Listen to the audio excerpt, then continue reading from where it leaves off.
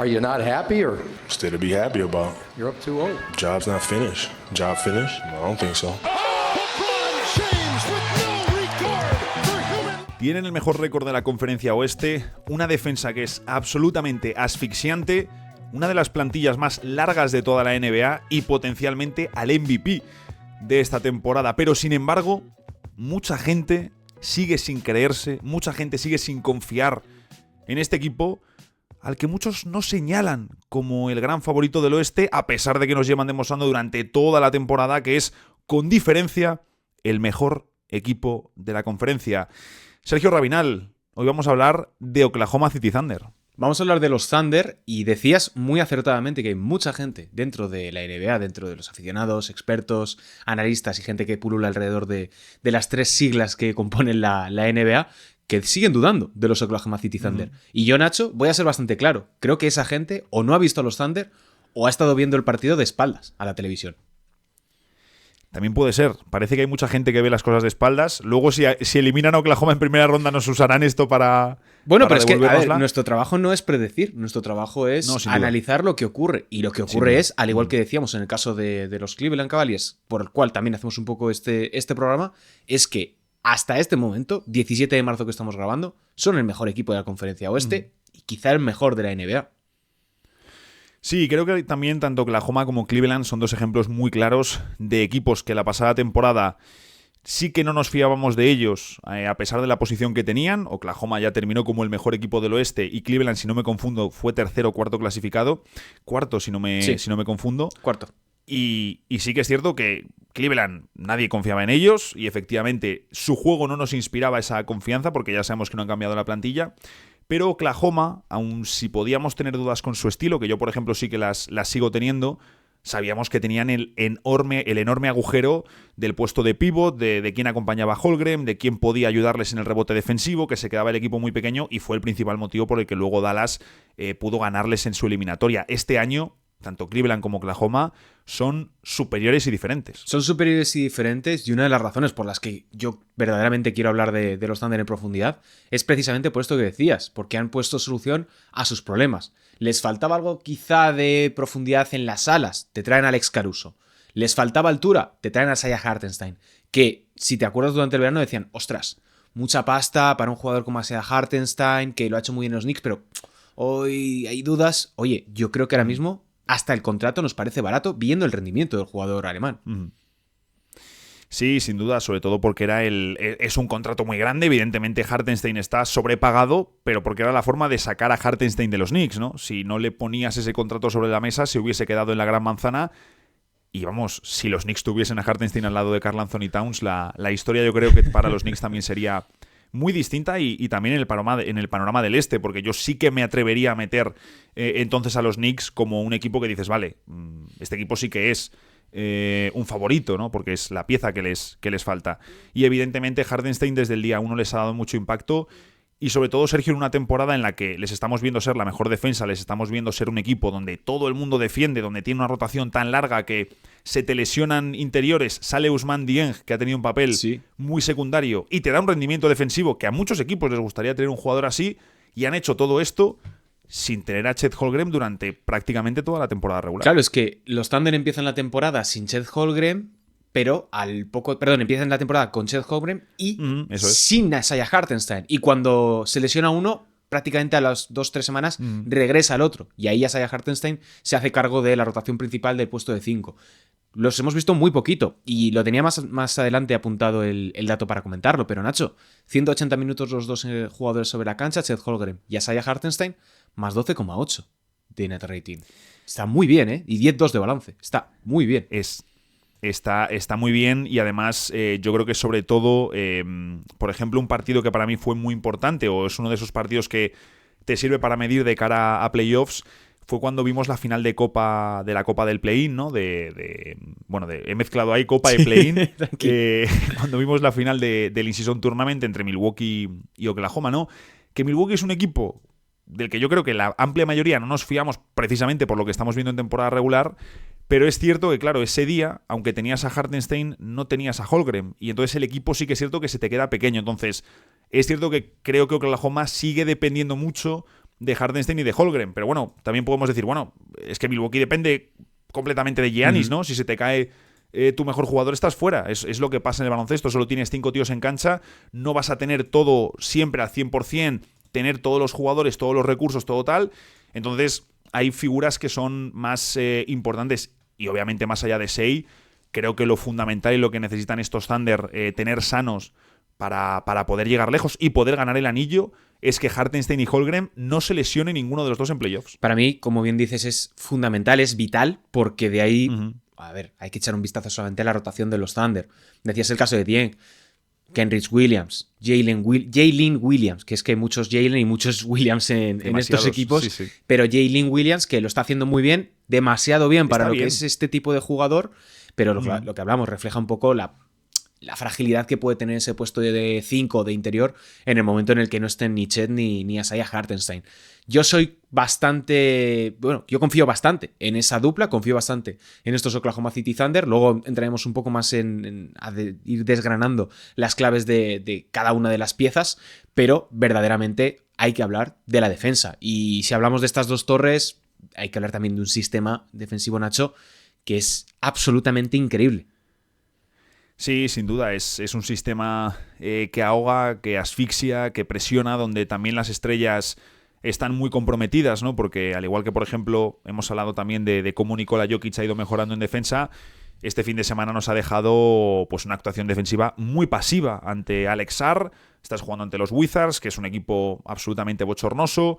Es un partido que seguramente Denver o Jokic pensaba que iban a ganar tranquilamente.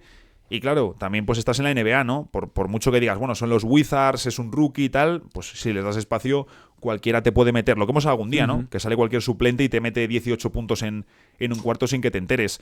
Y hemos visto, por ejemplo, a un Jokic muy pasivo en defensa. Yo creo que esto es algo inimaginable con Oklahoma, ¿no? Shai podrá tener mejores o peores días atrás, pero es un tío también que le vemos con compromiso defensivo, pero Jalen Williams, 3/4 partes de lo mismo, incluso más, ¿no? Porque es un tío que va con muchísima energía. Entonces, creo que es muy importante también a nivel de compromiso que veas, que tus compañeros vean en un equipo que las 3 figuras principales de Oklahoma, que son Shai, Jalen Williams y Holmgren, son... Obviamente salvando a Holmgren, que de no haber sido por esa lesión de temporada, muy probablemente ahora sin Wemby sería el gran candidato a defensor del año. Es que son 3 jugadores que tienen un compromiso defensivo enorme. Es que tienen un compromiso defensivo enorme porque es que la filosofía y la base sobre la que se asientan estos Thunder es eminentemente defensiva. Es un conjunto que yo me lo he apuntado aquí como algo a destacar, y a mí son de este tipo de notas que tomas mientras ves los partidos, que los Thunder defienden como si todos los días fuese un partido de playoffs. Lo cual les lleva muchas veces a cometer muchas faltas, que también es lo que les pasó un poco en la final de la Copa del Play-In, del In-Season Tournament, pero es que es el elemento fundacional de este equipo, que además el año pasado hablábamos en los playoffs de la temporada anterior de cómo se había construido este equipo, cómo habían ido acaparando rondas, cómo habían ido apostando a partir de diferentes perfiles.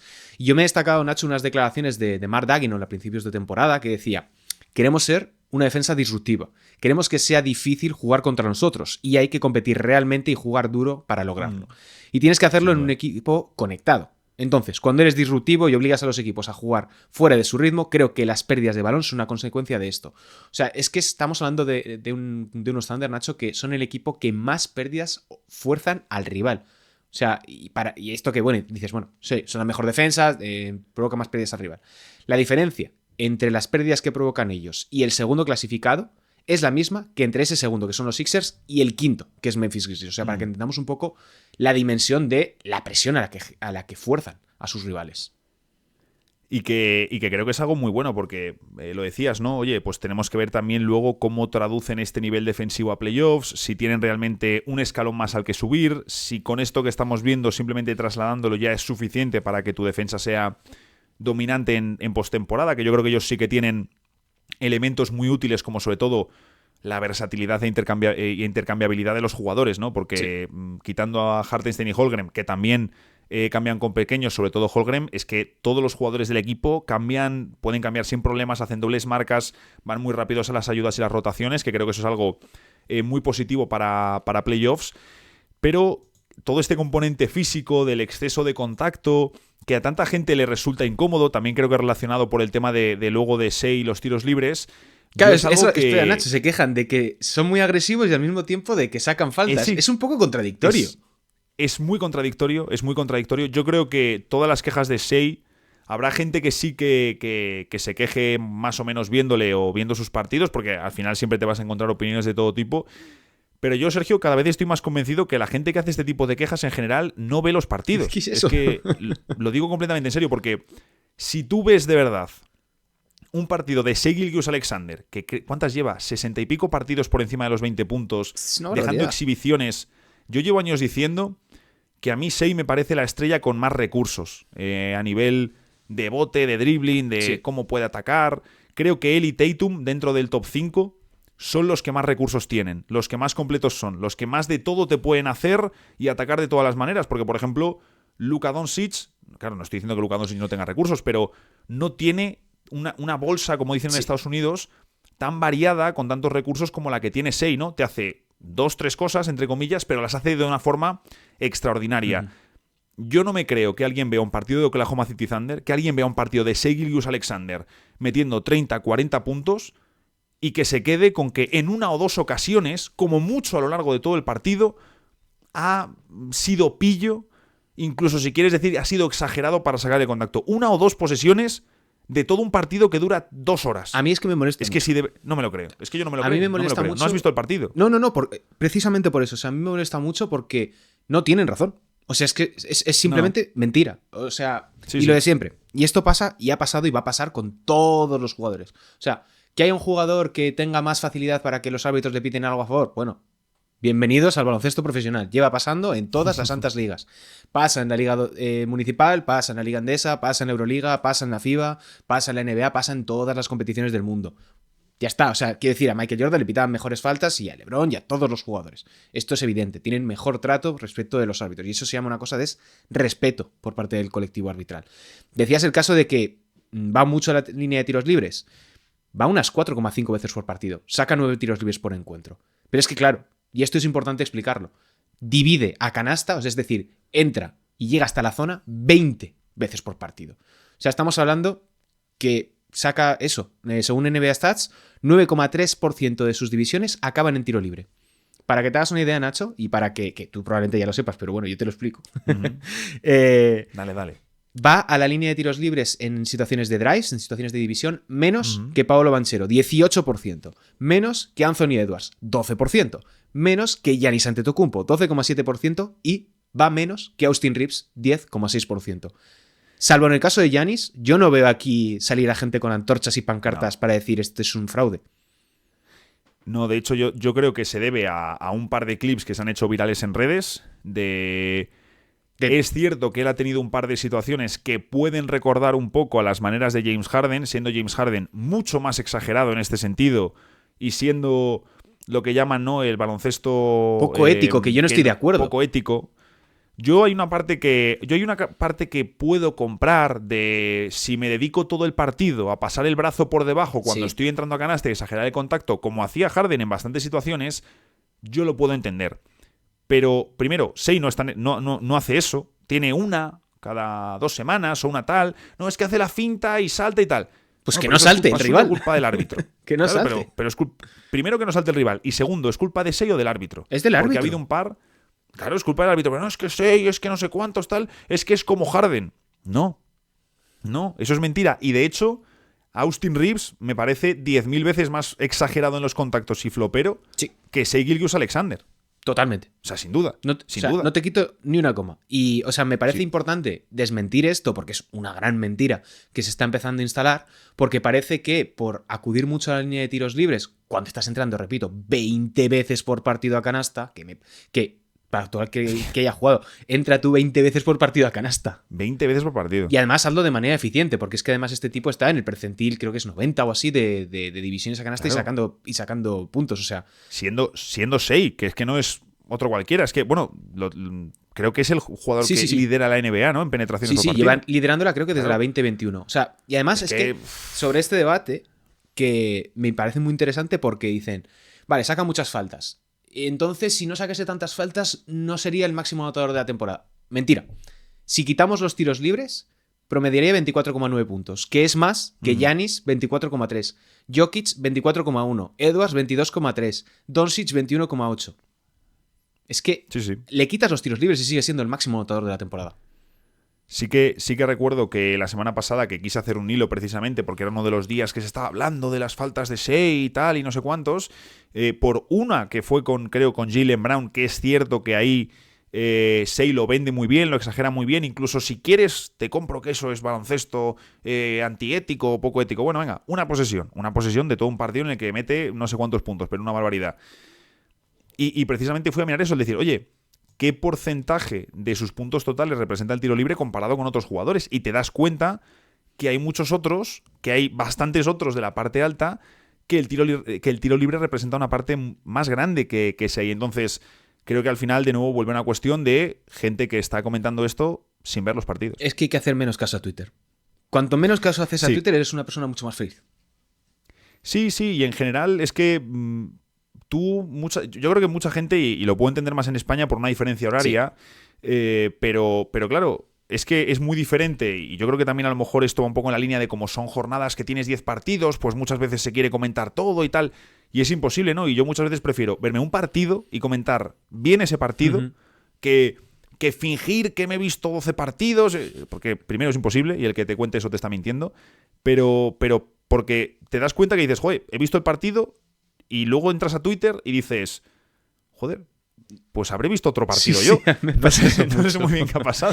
Ahora que estamos con el tema de Shai, me gustaría lanzarte una cuestión y preguntarte directamente si crees que Shai debería ser el MVP y por qué sí y por qué no.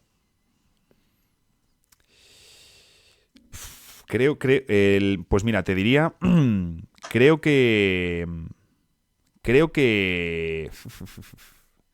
Es que es cierto que, claro, son 13 partidos los que hay de diferencia entre Oklahoma y Denver. Ese me parece el principal argumento a favor de Shai contra Jokic, porque Shai está haciendo una temporada fantástica. Una temporada que, digamos, jordanesca en cuanto a números, eficiencia, anotación, compromiso defensivo, carga ofensiva que tienes en tu equipo, ¿no?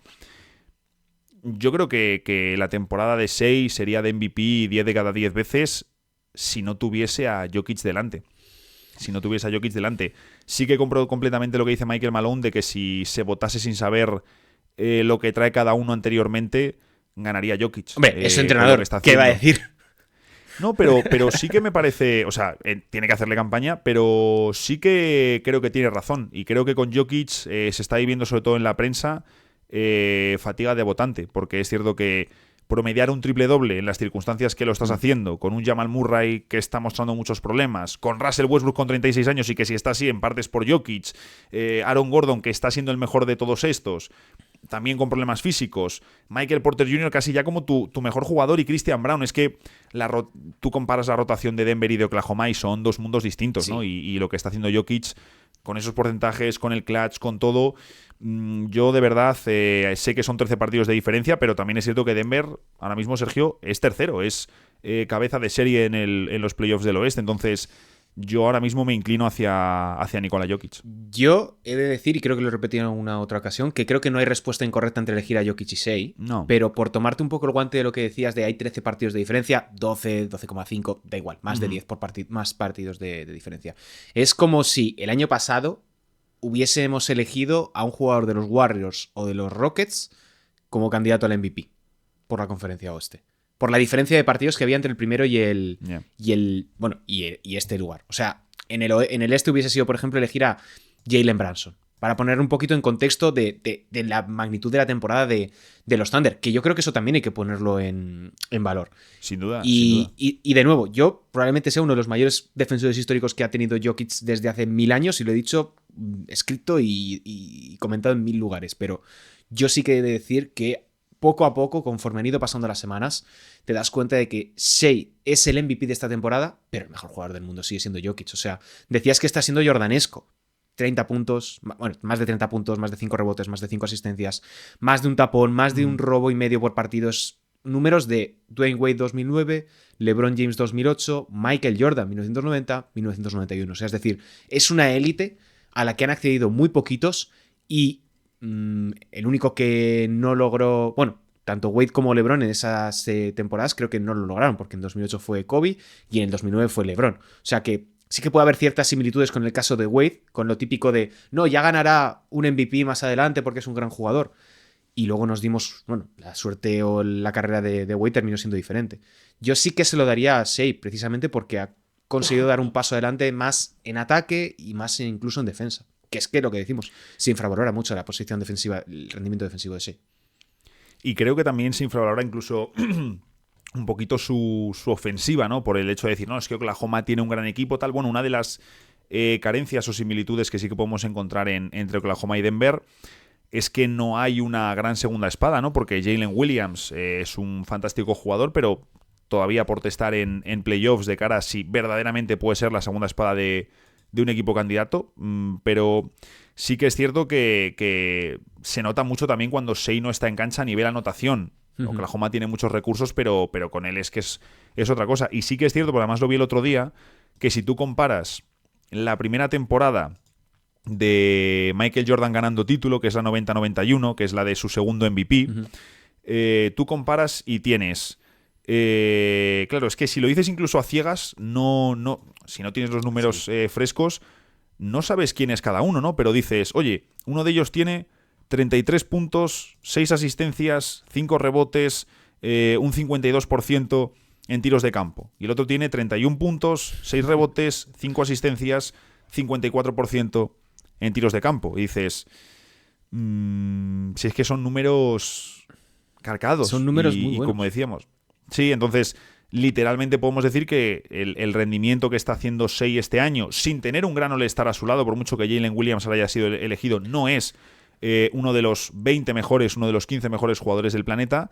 La temporada de Shea está siendo jordanesca. Entonces, si gana el MVP será justo, pero es que también es cierto que por otro lado, creo que la temporada de Jokic no puedes decir es jordanesca porque la temporada de Jokic no la ha hecho nunca nadie. Entonces, la temporada de Jokic es única y eso para mí sí que le da la pequeña ventaja en este caso. Es temporada jokiciana. Yo creo que podemos resumir jokiciana. Jokiciana, me gusta. Te lo vendo. Sí, o sea, a mí me da mucha rabia por todo lo que hablamos, que además es que como parece que es el proceso a seguir con todos los jugadores, porque te acuerdas al principio cuando Jokic ganó el primer MVP, que todos decían, buah, stat padea, sus números no son tan buenos, ¿por qué le estamos dando un MVP a este tipo? O con Giannis cuando le ganó a James Harden de, bueno, es que lo único que hace es empujar. Creo que forma parte del proceso de aceptación de que estamos ante una gran estrella. Por eso hay que, entre comillas, subirse al carro antes de que sea demasiado tarde con este tipo de jugadores. De nuevo, a mí me gusta mucho. O sea, y no me escondo y me gusta mucho cómo juega así. Decías el caso de Jalen Williams, que además leía hace 2 o 3 semanas antes de que cayese lesionado, creo que es de un esguince de tobillo, que es uno de los jugadores cuyo rendimiento más oscila. Es decir, que tiene días muy buenos, pero también noches anotadoras muy malas. Y eso, pensando en playoffs, para mí es como la gran clave a seguir, porque si no tiene el día, ahí vamos a tener que esperar que aparezca un Chet, un Ludor del cual hablaremos más tarde, o incluso sea Hartenstein. Sí, creo que ese es uno de los problemas de Oklahoma. A mí, su estilo es cierto que depende mucho de lo que generan Shea y Jalen sobre bote. Es lo que hemos hablado en alguna ocasión de... Pues tú les ves jugar y es cierto que tienen una verticalidad, un ritmo, una defensa. Buscan correr siempre que pueden, ir muy directos al aro, hacer muchas posesiones. Pero es cierto que también su juego, digamos, puede ser más predecible, ¿no? Al igual que tú, por ejemplo, ves a los Lakers de J.J. Redick o ves a los Cavaliers este año con Kenny Atkinson, ves un equipo donde todo el mundo se mueve, donde hay más tal, donde se involucra más a todos los jugadores, pero en Oklahoma el juego es más simple. Y creo que eso, al mismo tiempo, puede ser un arma de doble filo y que en algún momento, si Shea no tiene la noche, si Jalen Williams está sufriendo en esa serie porque a lo mejor los emparejamientos defensivos le vienen peor, si tus tiradores no están tan finos, si no tienes un sistema que te dé alternativas, excepto que este año tienes a Hartenstein y a Holmgren por dentro, que puedes conectar con ellos de otra manera y lo estamos viendo, que es algo que no tenían el año pasado, pues bueno, ahí por lo menos tienes una válvula de escape, pero sí que es cierto que esta es una de las cosas a mí que me preocupa de Oklahoma. Además que recuerdo que lo hablábamos la temporada pasada, cuando remitimos un poco al episodio de ese donde hablábamos de la construcción, porque decíamos que era un sistema muy simple, que no tiene por qué ser negativo, sino que es un reflejo de lo que sucede sobre la cancha y que eso nos generaba dudas de si podían trasladarlo a playoffs o podía ser una deficiencia. Yo creo que es un work in progress. Yo creo que todavía están trabajando en ello, todavía están terminando de pulirlo, pero sí que decirte que en ataque no me generan... O sea, creo que no es mi preocupación porque sé que muchos de los puntos que van a seguir consiguiendo es gracias a la defensa. O sea, si antes te decía el tema de las pérdidas, son el conjunto que más puntos saca a través de pérdidas. O sea, sacan 22 puntos tras pérdida de su rival. Es el mejor equipo de la NBA. O sea, todo esto se debe no a que sean buenos robando el balón, que también.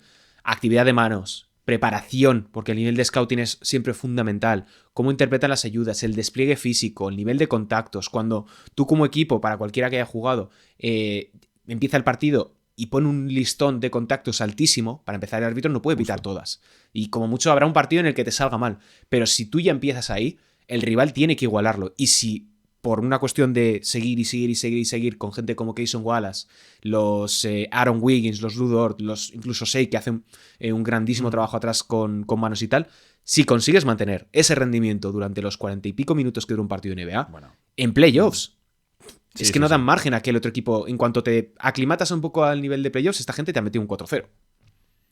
Es que claro, ellos ya el año pasado eran uno de los equipos que más pérdidas provocaban en el rival. Pero claro, eran muy malos en rebote defensivo, ¿no? Que es un poco lo que hablábamos antes, ¿no? No tener a Hartenstein, Holmgren también teniendo menos experiencia, siendo un chavalín más joven. Y fíjate, porque lo estaba mirando, ellos el año pasado, con Holmgren en cancha, o sea, cuando tenían a su único pívot, estaban en el percentil 94 de provocar pérdidas en el rival, de robar la pelota, pero es que estaban en el percentil 35 de control del rebote defensivo. O sea, un dato horroroso y un agujero terrible para un equipo que quiere aspirar al anillo. Y luego se mantuvo la tendencia para playoffs. De hecho, bajaron el tema de los robos, que esto es algo también que tenemos que vigilar si pueden mantener tanto, porque el arbitraje cambia, el estilo de juego cambia, tenemos que ver, quizás no es lo más transferible, entonces tenemos que ver un poco cómo transfieren luego los Thunder esta agresividad, este contacto, pero es que en tema del rebote incluso les fue peor. Estuvieron en el percentil 20 en playoffs, que encima ahí tenemos que considerar, hay menos equipos, que los equipos que hay son los mejores, que juegan más tiempo los buenos, los malos no juegan tanto tiempo, entonces que bajes encima en cuanto a rendimiento de rebote defensivo indica que cuando ha importado de verdad tú te has quedado incluso más corto. Y lo que vemos de momento este año, que tú decías, ¿no? Que con Hartenstein y con Holmgren están superando a los rivales por más de 12 puntos por cada 100 posesiones, es que este año, fíjate, es muy curioso, porque con ellos juntos en cancha... Sí, te lo iba a decir. Están en el percentil 2 de provocar pérdidas en el rival. O sea, se ha desplomado por completo esta estadística, pero en el control del rebote defensivo están en el percentil 98. Claro, es que... Percentil 98, o sea... Capturan... Es un cambio radical. O sea, es que es un cambio radical. Pasan, digamos, en términos de media, de capturar, digamos, alrededor de un 50 y pico % del rebote ofensivo y defensivo. Bueno, el rebote ofensivo no, pero el rebote ofensivo menos, evidentemente, pero cuando están los dos sobre la cancha, esos datos se elevan al 34% del rebote ofensivo disponible con Holmgren y con Hartenstein y el 77% del rebote defensivo. Por eso me quiero quedar con esos 180 minutos que llevan, porque por mucho que pierdas por un lado, de cara a playoffs lo acabas ganando. Porque yo creo que ahí está el equilibrio. Sí, yo creo que también lo hemos visto en los últimos años. Yo creo que en general, después del éxito de los Warriors, que también, claro, era un equipo que te juntaba todo el talento que te juntaba, hemos visto que el tamaño, ¿no? Después de esos años de small ball, de si puedo tener 5 pequeños, tal, el tamaño, Sergio, ya desde hace unos cuantos años vuelve a ser ya no necesario, sino algo fundamental en el baloncesto. Y una figura así yo creo que era muy necesaria para Oklahoma. Lo mismo incluso cuando lleguen a playoffs dicen, nos falta uno más, ¿no? Pero es cierto que ellos, al igual, típica broma que he hecho en alguna ocasión, ¿no? Al igual que Orlando te coge a un 4 y te lo pone a jugar en el 3, estos Thunder te cogen a un 2 y te lo ponen en el 4, ¿no? Entonces, bueno, hay algunas cosas que a mí me resultan muy llamativas, me resultan muy curiosas, pero es cierto que aunque veas la estadística, aunque les veas ganar, aunque ahí sí que es cierto que incluso yo albergo una parte de decir, no sé si con este tipo de estructura, no sé si con este tipo de planteamiento, si luego lo trasladas a playoffs, vas a conseguir tener éxito. Yo aquí sí que soy mucho más tajante que tú, o sea, yo sí que lo creo. Tengo esa, no a ciencia ciega, no completamente al 100%, pero sí que lo tengo mucho más claro de decir, con esta estructura yo sí que lo veo. O sea, y aquí me gustaría hablarte de nombres que no hemos mencionado. Aaron Wiggins, Cason Wallace, sí, o incluso Lu Dort, que cuando ha tenido un mal día, por ejemplo, Jalen Williams, ha sido quien ha aparecido y ha dado un golpe encima de la mesa. Y creo que este tipo de jugadores que, lo que decías, tan pronto son un 2 como tan pronto son un 4. Tema también Alex Caruso, que tiene unos minutos muy limitados, pero porque creo que realmente no necesita más tiempo para impactar. También ha tenido diferentes problemas físicos, como siempre en su carrera, pero creo que esos 4 jugadores, me atrevería incluso a añadir ahí a Isaiah Joe, que es más frágil en defensa, pero añade mucho más triple. Creo que son un elenco de secundarios, yo creo que perfecto para la NBA actual, porque te permiten cambiar, te permiten jugar agresivo, uso de manos, abrir el campo, plantear defensas mixtas que todavía no lo hemos visto en estos Thunder, pero que probablemente cuando lleguen los playoffs van a estar ahí. Creo que sí que tienen el casting adecuado para decir, sobre todo en esta conferencia oeste, que está mucho más abierta que en otros años, de decir, oye, me planto las finales de conferencia NBA. Hombre, a ver, Oklahoma tiene que, al igual que el año pasado, ¿no? Pues todavía no habías fichado, todavía eras más joven, era tu primer año en playoffs. Sei todavía tenía 25 años, es que, bueno, Sei tiene 26, es decir, que no, aunque hablamos de un equipo joven donde, pues sí, Jalen Williams tiene 23 años, donde incluso Hartenstein tiene 26, Cason Wallace 21, Holmgren 22, es decir, mucha gente muy joven. También es cierto que tu estrella no tienes una prisa excesiva, pero está entrando en su prime, entonces tienes que aprovechar lo antes posible. Yo, fíjate, las 2 dudas que tengo, una es lo que hablábamos de la estructura. Yo no es tanto por la estructura en sí, sino si el planteamiento va a pasar siempre por el tema de primamos versatilidad y longitud de brazos, sí, antes que tamaño. Creo que esto es algo que a lo mejor, si en playoffs te vuelves a quedar corto por ahí, a lo mejor dicen, vale, mantenemos esta estructura, pero a lo mejor sí que necesitamos que uno de Isaiah Joe y Aaron Wiggins, o incluso que de Isaiah Joe, Aaron Wiggins y Kenrich Williams, pasar de tener esos 3 jugadores a quedarnos uno de los 3 y añadir otro 4-5. Sí. Un tío más versátil, que no sea a lo mejor un tanto 5 como Hartenstein, pero meter otro 4-5 para tener 3 interiores. Holmgren, Hartenstein y el que fichemos. Y creo que eso va un poco relacionado con la segunda duda que tengo, que es que no sé hasta qué punto tener una rotación tan larga en la que Alex Caruso, de momento en temporada regular, promedia 19 minutos por partido, no sé hasta qué punto puede ser contraproducente para ellos en playoffs. Es una duda muy legítima, pero yo te la respondería rápidamente por el hecho de, en playoffs tienes la posibilidad de ajustar, que quizá es algo que, por ejemplo, a Minnesota Timberwolves el año pasado les faltó. Es decir, tuvieron que jugar contra los Dallas Mavericks en las finales de conferencia, les faltó esa capacidad de versatilidad, porque estaban preparados para ganar a los Denver Nuggets. Lo hicieron fantásticamente bien, ganar en el séptimo como podrían haber ganado en el sexto, pero a lo que voy. O sea, estaban hechos para ese escenario. Cosa que solo tenían esa carta. Claro, tú solo tenías esa carta que te sale bien, y en vez de cruzarte con ellos en semis, te cruzas con ellos en las finales de conferencia y, oye, te plantas en unas finales de la NBA. Que, insisto, para mí, el resultado de los Timberwolves el año pasado fue increíble. Pero creo que aquí, sobre todo con la adición de Hartenstein y con otros jugadores que han ido incorporando, creo que sí que están pensados para decir, oye, se me ponen delante unos Lakers que me van a jugar más pequeño, soy capaz de emparejar con ellos. Vienen unos Denver Nuggets con Jokic, tengo esa capacidad de igualar. Me toca jugar contra los Boston Celtics, puedo quizá, y lo hemos visto en esta temporada, puedo quizá ganarles con diferentes formatos, o incluso dentro del propio partido. Sí, no, o sea, si al final yo entiendo que ellos van a poder hacer eso, ¿no? Es decir, oye, pues en esta serie a lo mejor, si necesitamos más fortaleza en el perímetro, pues a Isaiah Joe se cae un poco y necesitamos a Caruso, aunque esté en un 32 en triples, porque necesitamos su defensa. Pero es el punto de, pues que entre lo que hace Oklahoma, ¿no? De pues que te pueden jugar, es que si tú cuentas... No quiero contar a Dillon Jones, que bueno, es un rookie, 23 años, aunque cuando ha estado en cancha no ha estado mal, pero es que les podemos contar hasta 13 jugadores de rotación a Oklahoma, con Sei, con Jalen Williams, con Dort, con Hartenstein, con Cason Wallace, con Holmgren, con Aaron Wiggins, Isaiah Joe, Alex Caruso, a Jay Mitchell, luego Jalen Williams, Kenrich Williams y Ousmane Dieng. Es que es la plantilla más larga de toda la NBA sin ningún tipo de dudas. Entonces, entre lo que hace Oklahoma y lo que hace Thibodeau de no dejar descansar a sus jugadores y reventarles, creo que sí que hay un punto medio donde a mí me gustaría... Entiendo que no tienen prisa, Sí. No tienen prisa y que a lo mejor, Sergio, si se la pegan fuertemente en los playoffs de este año, nivel que te eliminen en una segunda ronda dejando muy malas sensaciones, sí que podemos ver a unos Thunder que en verano digan, oye, vamos a por Kevin Durant, oye, vamos a por Anthony Davis, no podemos permitirnos tal porque han sido 2 años con derrotas duras en playoffs. Uh-huh. Pero entiendo que no tienen prisa, pero yo sí que soy partidario de que vayan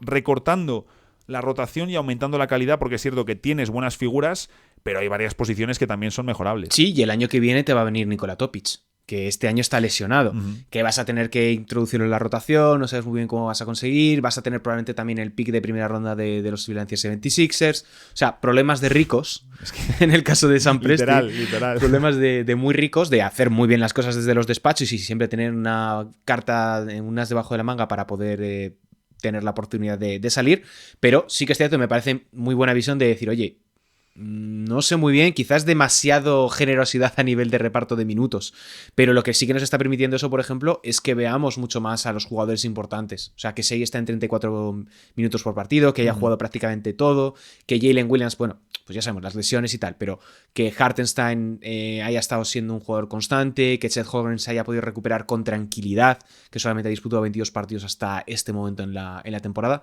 creo que son cosas que te permiten ir con un poquito más de tranquilidad. Y todo eso, Nacho, y creo que se repite muy poco, pues que iban 56 victorias y 12 derrotas a menos de un mes de que termine la fase regular. O sea, estamos hablando de un equipo que reparte minutos, que todos sus jugadores son altamente desconocidos, o que juegan o que no los conoce prácticamente nadie, y aún así van en proyección de ganar casi 70 partidos. Es que hay otro dato muy, muy bestia, es que pues al final Oklahoma City Thunder, ¿no?, recoge la historia de los Seattle Supersonics, una franquicia que obviamente sobre todo la gente pues más joven recuerda por el proyecto con Durant, con Westbrook, esos años, ¿no? Antes también brevemente con James Harden, los Sonics de los 90 con Gary Payton, cuando son campeones con Sigma. Es decir, es un equipo que tiene, por supuesto, su historia en la competición, que tienen solo un título, pero tienen su historia. Pero es que ahora mismo, por porcentaje de victorias, la mejor temporada de la historia de Oklahoma o Seattle es la actual de los Thunder.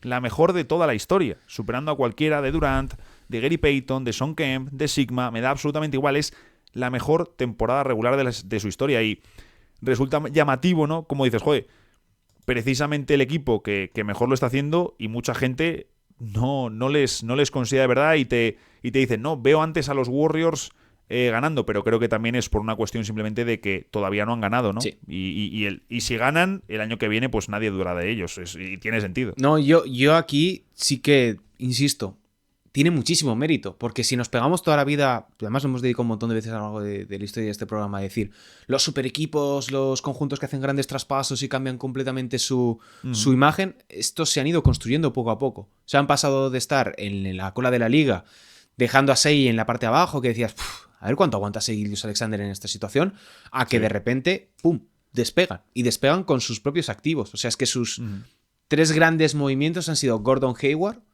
Alex Caruso y Isaiah Hartenstein. O sea, no hay un Anthony Davis, no hay un Rudy Gobert, no hay... O sea, digo, nombres de gran entidad que requieran mover muchos jugadores. O sea, no hay esos movimientos detrás. Hay pequeños pasos adelante, muy firmes, con mucha seguridad y que explican muy bien por qué, lo que dices, está en un 82,4% de victorias ahora mismo. De hecho, me he puesto a mirar ya por curiosidad, claro, la segunda mejor temporada de la historia de Oklahoma, que es la 95-96 de los Sonics, pierden las finales contra Jordan. La siguiente temporada, que también es con un 77% de victorias, pierden en primera ronda, es decir... Esa es la de Dikembe Mutombo, la de los Nuggets ganándoles... Justo. Luego no hay garantías, ¿no? Porque, por ejemplo, la de los Thunder que llegan a las finales del 2012... tan solo ganaron 47 partidos en temporada regular. Entonces, es cierto cuenta que era la del lockout, ¿eh? Ese es lockout. Sí, bueno, cierto, tienen un 71% de victorias. Claro, así visto el dato, dices, joder, ¿no? Qué poquito, solo 47 victorias.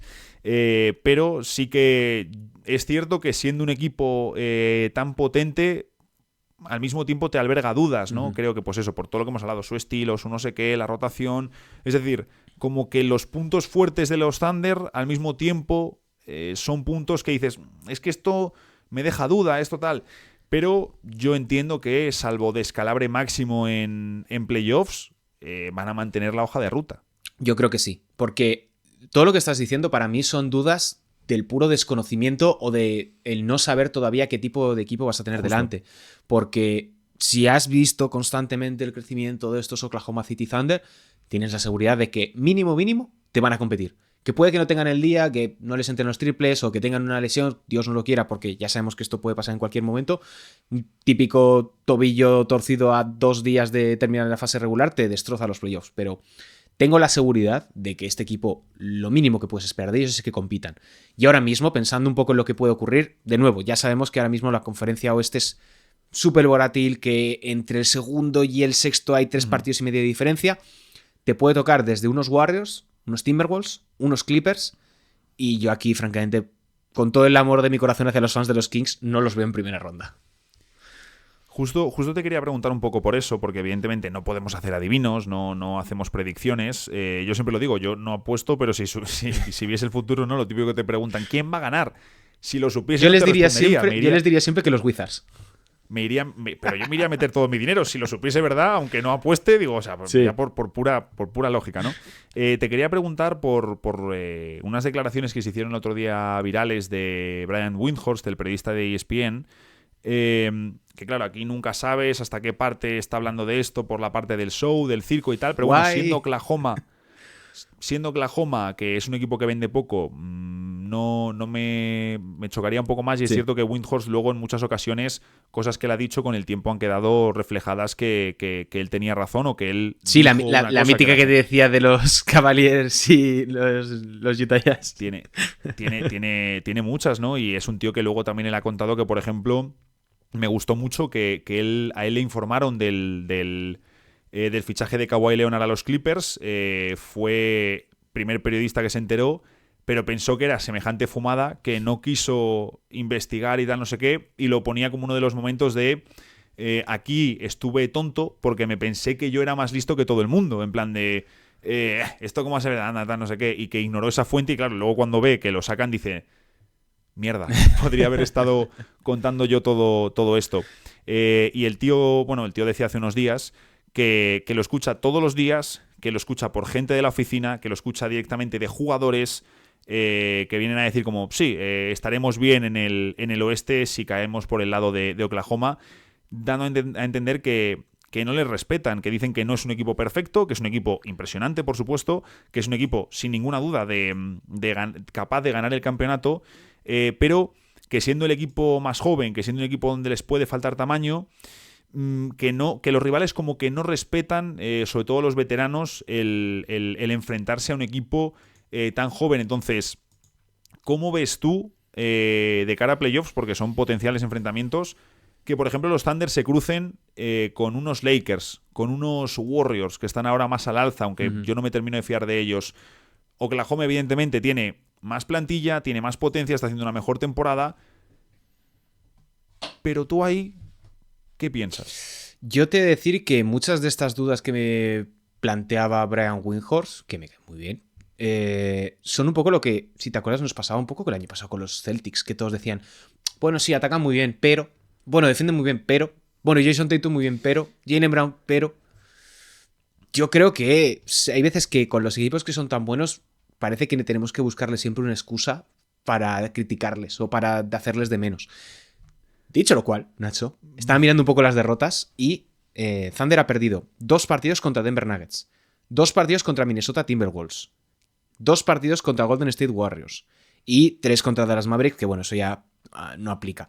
Pero creo que si hay que agarrarse a algo, dices, ostras, has perdido 2 encuentros contra rivales que pueden ser tu primera ronda o tus semifinales de conferencia. Nuggets, Timberwolves probablemente sean en primera ronda o incluso los Golden State Warriors. Ahí sí que puedes decir, bueno, por aquí podemos estar de acuerdo en que hay algo que no termina de funcionar o, bueno, lo de siempre. Si vamos al detalle de ese partido y vemos que perdieron con estos porque les faltaba tal, ok, perfecto. Pero es un dato que creo que hay que tener en cuenta.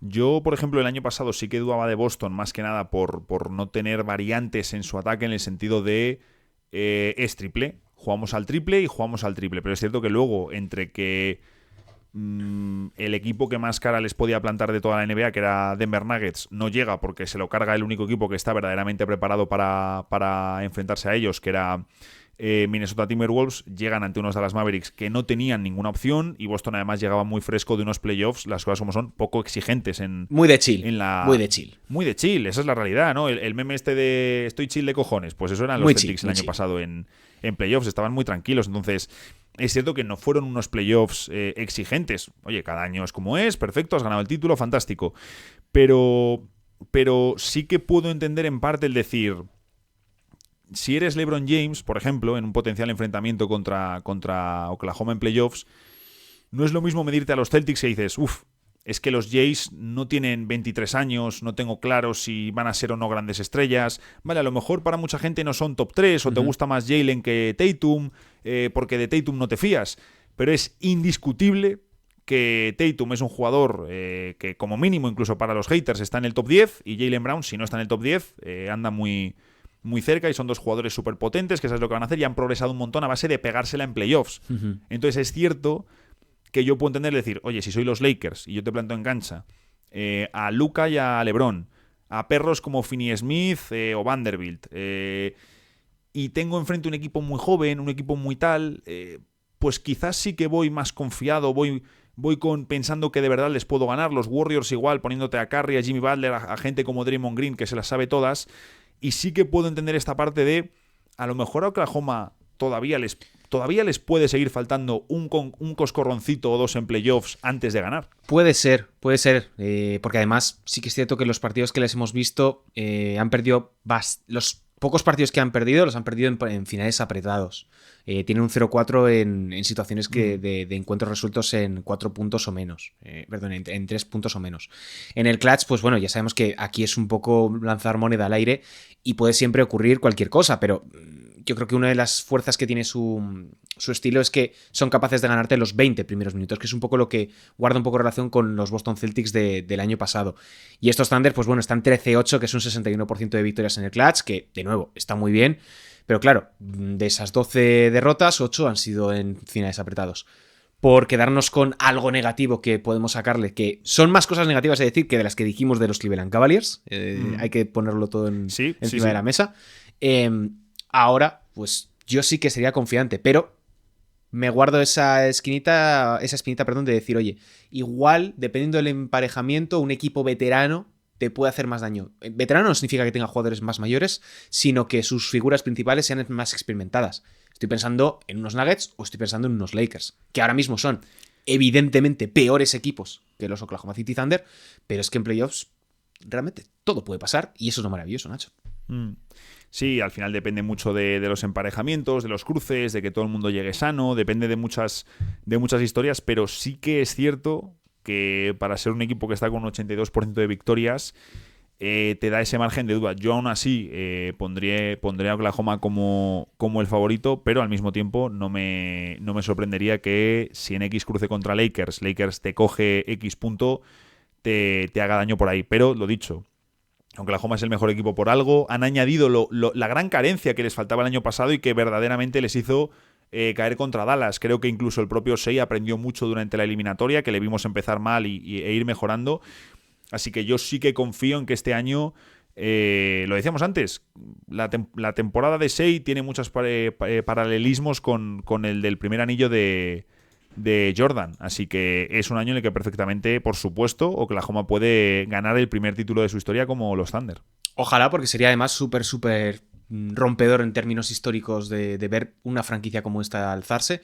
Y Nacho, para lanzarle un poquito las preguntas a la gente, yo creo que estaría bien que nos dejasen en comentarios en la plataforma donde nos estén viendo / escuchando hasta dónde creen que pueden llegar estos Thunder. Yo te diría que ahora mismo lo mínimo es esperable finales de conferencia, pues luego ya se cruzan demasiadas cosas y tal, pero yo creo que su objetivo ahora este año es finales de conferencia, y luego si tienes más o menos suerte, pues te plantas en las finales.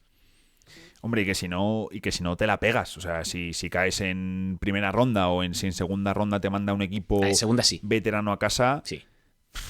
es un golpe. Es un golpe. Entonces, yo añado ahí, además de que nos lancen su predicción, porque realmente la temporada regular ya está a la vuelta de la esquina, a falta de cruces, que de nuevo son muy importantes.